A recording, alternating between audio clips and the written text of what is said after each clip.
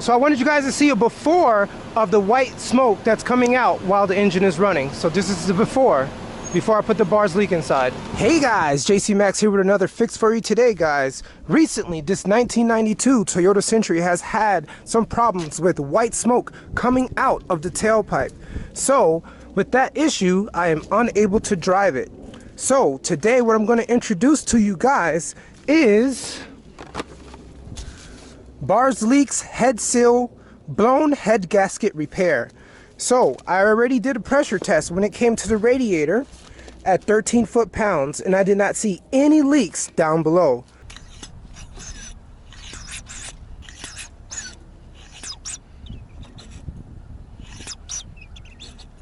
Okay, it's holding steady. Now let's go look for some leaks. And as you can see, after that second pump, it seems to not have reduced at all. So we're not showing any issues when it comes to the pressure decreasing. So the only thing I can essentially guess that is wrong with it is most likely the head gasket. Yes, there are other issues that could be wrong, but at this time, because this car's from 1992, I'm willing to bet that the head gasket is just getting old and it's time to be resealed. So the first thing we need to do to install this head seal blown head gasket repair from Bars Leak is to drain the radiator. So currently the engine is cold, so before I shake the bottle and install this product, I'm going to drain the radiator fluid down below. So I'm not sure if you guys can see, but there is a drain cock right there on the driver's side of the car. Remember, this is a JDM vehicle, so the driver's side is on this side. So what I'm going to do is go down below. I already have a 5-gallon pail down below that's going to catch any fluids right down here. So keep in mind with this product, it is not necessary to drain the coolant, but because I'm not sure how long the coolant has been in the system because I imported it from Japan, the best thing I want to do is just go ahead and drain it to give it a fresh start. So the first thing I'm going to do is just go ahead and remove this radiator cap so it can flow freely down into the 5-gallon pail. Let's do it. Okay, I don't see any sediments, but you never know what's really going on where the head gasket is located. So the safest thing to do is just drain it all and refill it. So keep in mind, I will do a chemical flush and cleaner from Prestone, so this way we can ensure that all the sediments are removed. Join me down below. So here you see there's the radiator fan, and here we go, we see the drain cock. So let's go ahead and remove it. Okay, I've already pre-positioned the drain line, so here goes the drain cock. Turn it to the left and watch it drain. There you go. So we're just going to let that drain for however long it takes, and then we're going to close this back up and refill it with distilled water with the flush cleaner from Prestone. And while that's draining, I'll make sure to go ahead and use my plier flexible hose clamp to ensure that any portion of the cooling system is tightly secured and seated on its housing to make sure that there isn't any radiator leaks anywhere on the system. Let's go ahead and use it. So keep in mind, I'll make sure to put the links down below within the description for all the products that I'm showing within this particular video. So don't forget to click the link for Amazon through my affiliates page for all the products that you'll see. And I see a potential clamp right there that looks like it could be reseated to ensure that there's no leaks.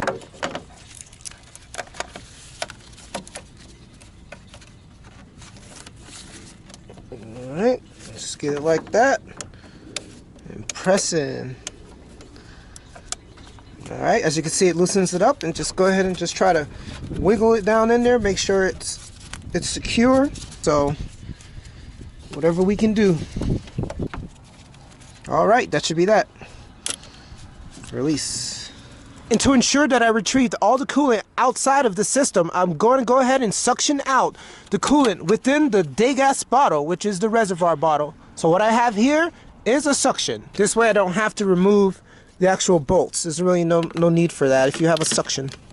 Alright, so just go ahead and take this out, position it aside, and suction it out.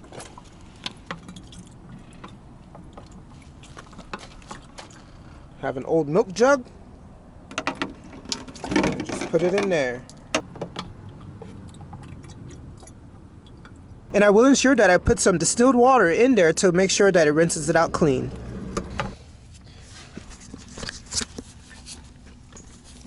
And now that all the coolant has been drained into the 5-gallon pail, let's go ahead and reposition the drain cock. It doesn't need to be too tight because it's just a finger apparatus where you could just remove it with your finger. That's all. So overall, this cooling system requires 11.8 liters of coolant within the system. So for conversion's sake, 11.8 liters is 3.12 gallons. So what I'll do is place the gallons within there minus the 650 milliliters required for the Prestone Radiator Flush Cleaner. Let's do it.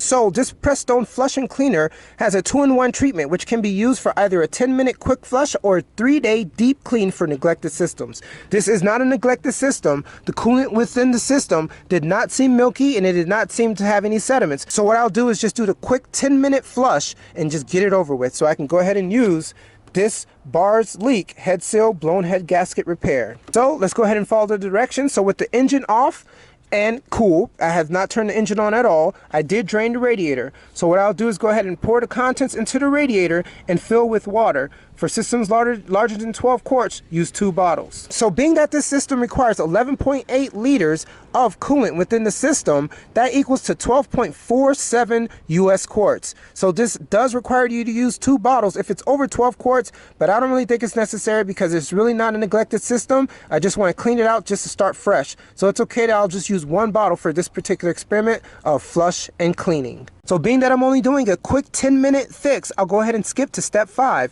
So as it states, once cool, drain and refill with water. So I already drained it and I'll go ahead and refill it with water with this particular product. I'm going to run it for 10 minutes with the heater on high. And once cool, drain the radiator once again, and then we can go ahead and refill it with our antifreeze coolant 50-50 mixture, which I do have, which is the red and pink Asian mixture. Let's do it. All right, as you can see here, I have an actual radiator funnel. Let's go ahead and remove the radiator cap. Place it aside. Place the radiator funnel right in there. All right, let's go ahead and pour our contents into the radiator.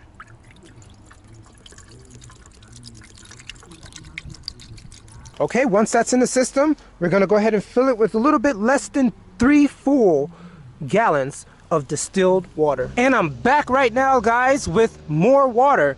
I previously made a mistake by purchasing baby distilled water, which is not the thing to do because it has added minerals which could probably cause issues within your coolant system. So I went to CVS and bought 4 more gallons of distilled water without any minerals added.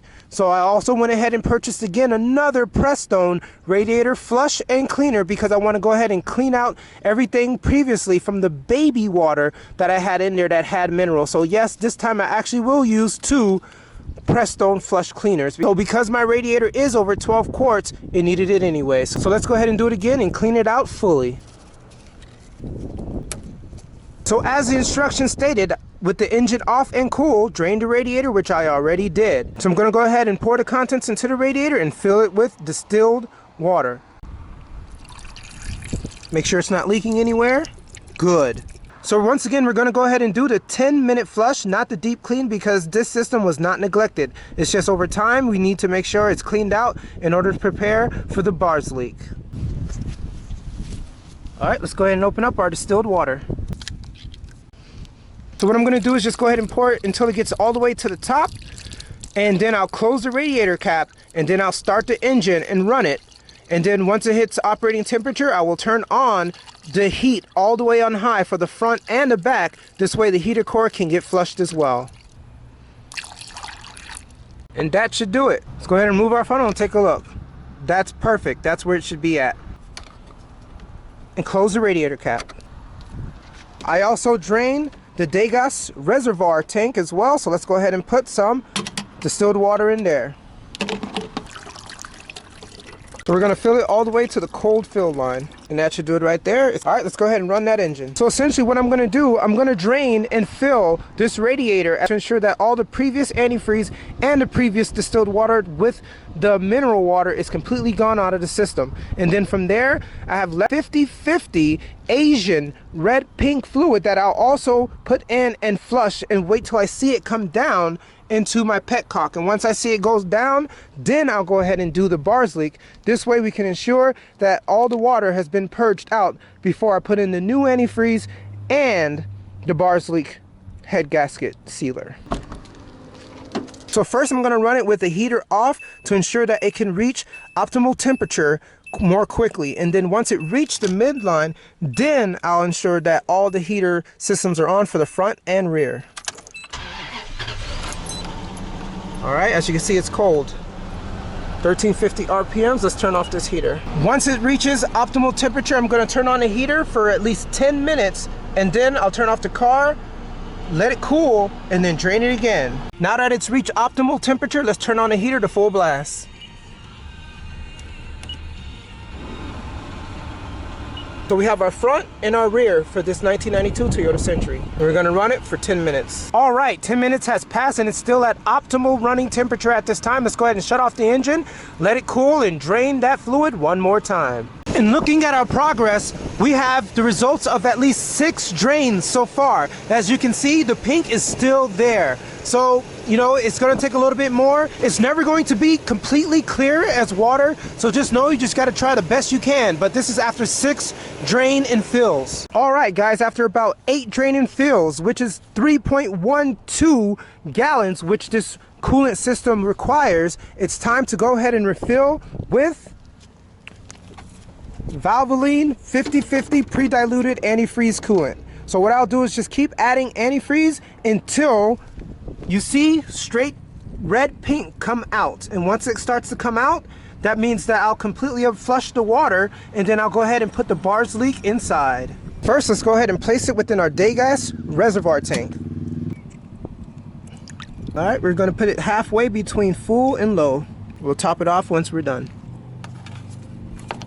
Let's go ahead and put it in the radiator. And you're gonna keep on filling until you can't fill anymore. And then you'll start the car and run it for 10 minutes. And then drain and do it all over again until you see pink come out at the bottom. And there we have it, guys. After 3.12 gallons of Xerox Valvoline Asian Toyota Lexus Scion 50/50 pre-diluted antifreeze added to the system, this is the outcome. Now it's perfectly pink. Now I can go ahead and stop the drain cock from dripping and go ahead and add the bars leak. Let's do it.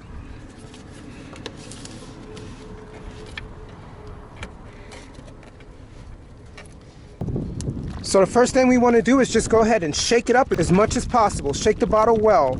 So we're going to go ahead and remove the radiator cap and pour the correct amount of product in per the dosage chart. As you know, this system only holds 3.12 gallons, so it's between 2.5 and 5 gallons. So all we need is one of these 1 liter head seal blown head gasket repair. Let's do it. And this is how it looks. All right, you see that? It has high strength carbon fibers which work like rebar and concrete to stop the larger leaks and create a truly permanent seal. See it on my hands? That's how it looks. Let's go ahead and get it in there.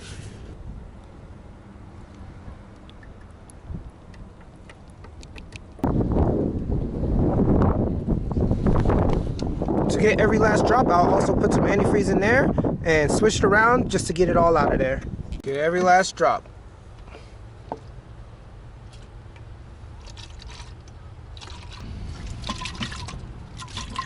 Put the cap back on and switch it around. Okay, let's go ahead and place the remaining contents into the radiator. All right, get your money's worth, baby. All right, that should be it for the bars leak head gasket seal. Let's go ahead and top it off with some antifreeze, 50/50.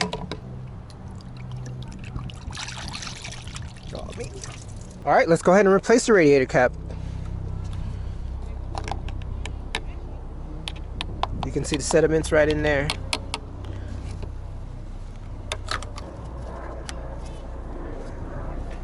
All right, after replacing the radiator cap, let's go ahead and turn the heater on hot and fan on high. We're gonna go ahead and run the engine until the thermostat opens or normal operating temperature is reached. So what I'll do is just run it for about 10 minutes, and then I'll turn the vehicle off and allow the engine to cool.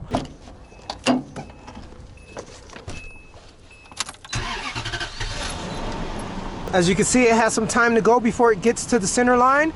So let's look at the time, 5:02. I'll go ahead and shut it off at 5:12. Let's do it. All right, now after allowing the vehicle to reach normal operating temperature, I went ahead and allowed it to cool. So now what I'm gonna do is go ahead and top off the radiator and also burp it to ensure that there's no air in the system. Let's go ahead and take this off slowly because it still could be under pressure.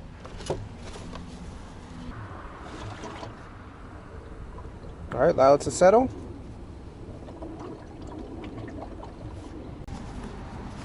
Okay, no drippage, no leakage. Let's go ahead and remove the radiator cap. As you can see, it needs to be topped off.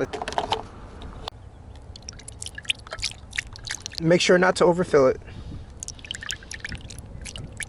All right, so I went ahead and topped off the radiator. I'm just gonna go ahead and follow the instructions and go ahead and run it at an idle speed of 1,200 RPMs for at least 15 minutes. So let's go ahead and close this up and run it. All right, let's check the time, 5:26. We're gonna go ahead and do it at 1,200 RPMs.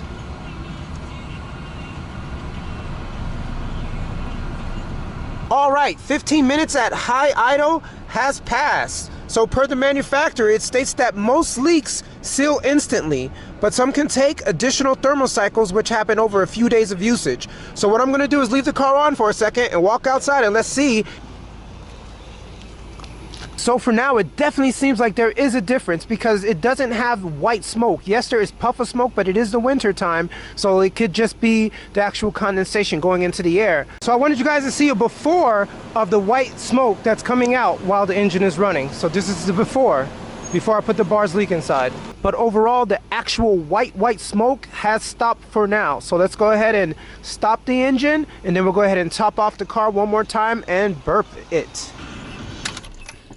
And for good measure, before I burp it, while the engine is cooling, I'll go ahead and give it a quick oil change of 1.55 gallons of 10W30 oil, just to ensure that there's no antifreeze that made its way into the oil. So I'll go ahead and give it an oil change right now. Here we go, guys, 24-hour update. Let's see. Starts up very normally. Let's look for the white smoke. Well, currently we're showing that there still is a little bit of white smoke, but it's not as pluming as before. So what I've noticed while driving it earlier was that it would start off with a little bit of white smoke, just as you see here, but then as you drive, the white smoke would go away, and then when you're getting ready to park, you wouldn't see any white smoke at all. So I would say keep up with your regular thermal cycles to see if there's any change. So this is a 24-hour update, and I'll also show you another update at 48 hours. All right, let's go ahead and do a day 2 test.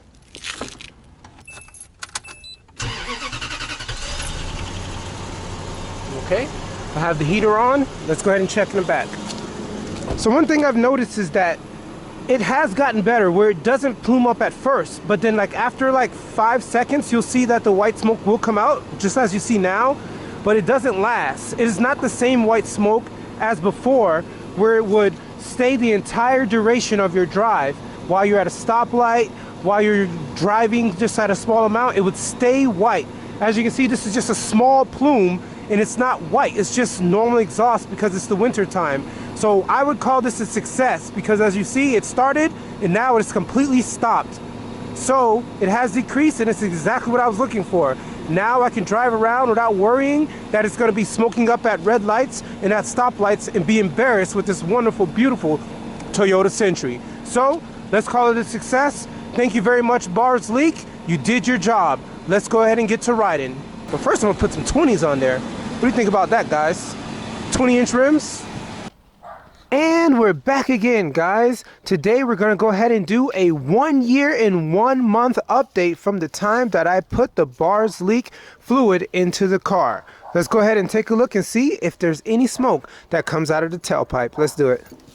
So we definitely put many miles on this car in a year and about a month. So it's a joy for me to show you how it's performing ever since I put that fix into the car. All right, let's go to the back. And look at that, beautiful.